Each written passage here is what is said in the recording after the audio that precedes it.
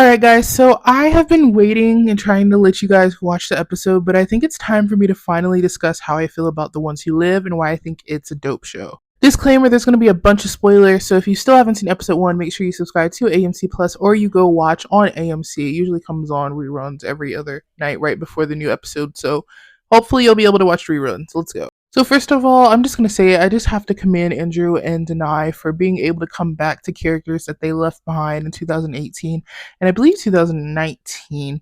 I'll have to check that for Denai. But the fact that they were able to leave those characters and then just come back and step back right into it as if they hadn't left at all is amazing. I think the really excellent thing that works is that the audience, in addition to the characters, know that they've been gone for a long time, right? Rick and Michonne, prior to this episode, had not seen each other for about 6 to 8 years. We, as fans, have not seen Andy on screen, have not seen Denai on screen for about 4 to 6 years for these characters. So the fact that they were able to kind of, match that emotion and match that feeling with their characters was amazing to witness on screen. I also thought it was really dope that we were getting into a lot of just the CRM conflicts and really what has been going on with Rick for these past couple of years and just the yearning that Rick Grimes has for Michonne, his wife, despite having been gone. This is a love story like no other, and I can't believe that we're getting to witness it. And one of the great things about the Walking Dead franchise is that they're always referencing its spin-offs. One of the key spin-offs that I watched was The Walking Dead: The World Beyond, which is a coming of age Walking Dead show that was really good, to me at least. I know a lot of people didn't like it, but I enjoyed it. And they even have Fear the Walking Dead references sprinkled throughout the episode. This is how you carry a franchise. You always want to make references that people who are diehards can, understand. And I also just have to credit Andrew again for being such an amazing actor. The first couple of minutes of the episode, we see Rick doing what he does best, beating those zombies down, and then he goes into his comic art and he slices his hand off. Girl, I was so excited. Oh my god. This episode is I feel like we're back in peak The Walking Dead times, and this is some of his best work.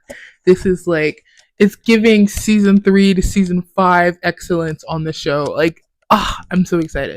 And clearly I'm not the only one who thinks this way. I mean, AMC just had its best premiere with The Walking Dead: The Ones Who Live in the last 6 years. And the show is also its most viewed The Walking Dead spinoff.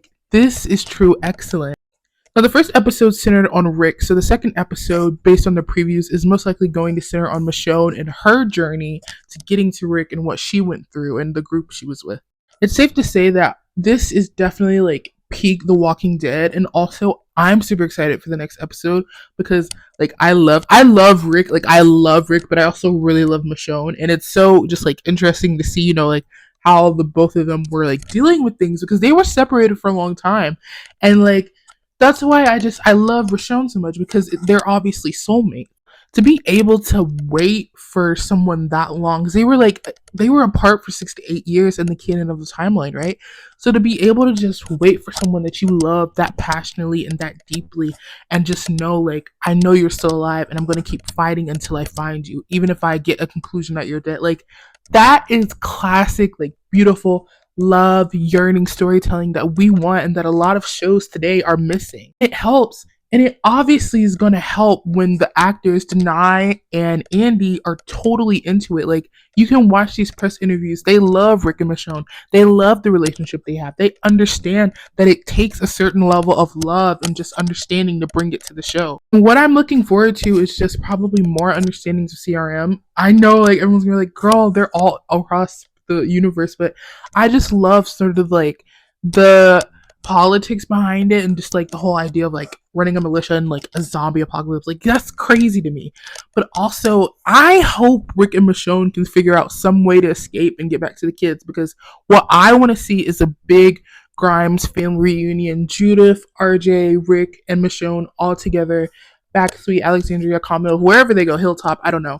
But this was excellent to me. I have to give it a 10 out of 10. I'm waiting for episode 2. And I've been looking at what people who have the screeners have been saying, and girl, I am so excited for these later episodes where they say it's some of the best ever. So yeah.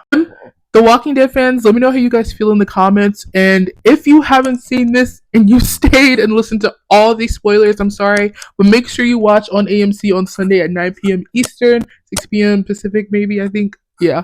I'll see you guys in my next nerdy pop cultural updates video. Peace.